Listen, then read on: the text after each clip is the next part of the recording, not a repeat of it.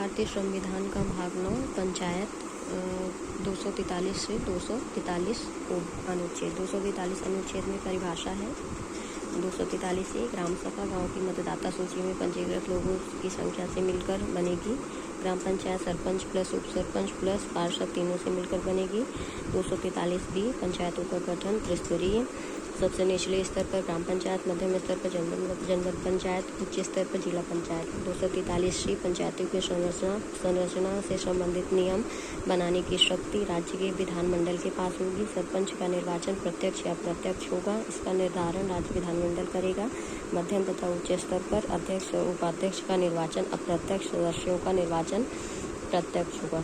सदस्यों का निर्वाचन प्रत्यक्ष होगा, अध्यक्ष और उपाध्यक्ष का निर्वाचन अप्रत्यक्ष होगा।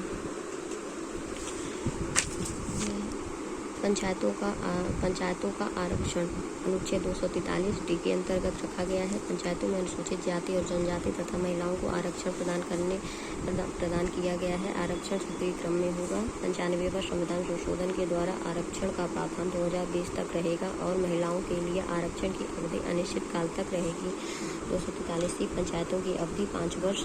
नोट विघटन के बाद जो नई पंचायत बनेगी वह वर्तमान पंचायत के बचे हुए कार्यकाल के लिए चुनी जाएगी, न कि पुनः 5 वर्ष के लिए। 243 एफ सदस्यों के लिए योग्यताएं नियम राज्य विधानमंडल बनाएगा।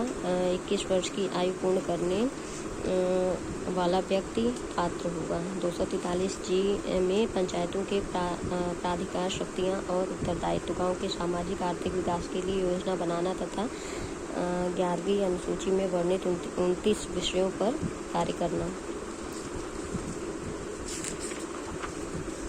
243 एच में पंचायतों द्वारा कर अधिरोपित करने की शक्ति। 243 आई वित्त आयोग पंचायतों को वित्त प्रदान करने के लिए सिफारिश हेतु वित्त आयोग का गठन किया जाएगा। वित्त आयोग का गठन राज्यपाल करेगा। अध्यक्ष की नियुक्ति भी राज्यपाल करेगा। राज्यपाल विधानमंडल में सिफारिश करेगा कि पंचायतों को कर में कितना हिस्सा मिलना चाहिए तथा पंचायतों को किस देश में सरकार के द्वारा कितना पैसा दिया जाना चाहिए। 243 के पंचायतों का निर्वाचन राज्य निर्वाचन आयोग करवाएगा। 243 की पंचायतों का निर्वाचन राज्य आयोग करवाएगा। राज्यों में निर्वाचन नामावली तैयार भी राज्य निर्वाचन आयोग कराएगा या राज्य निर्वाचन आयोग का कार्य है। अगला है 243 एल संघ राज्य क्षेत्रों को लागू होना। 243 एम इस भाग का कतिपय क्षेत्रों को लागू न होना। 243 एन विद्यमान विधियों और पंचायतों का बना रहना। 243 ओ निर्वाचन संबंधी मामलों में न्यायालयों के हस्तक्षेप का वर्जन। 243 से पंचायतों के लेखाओं की संपरीक्षा।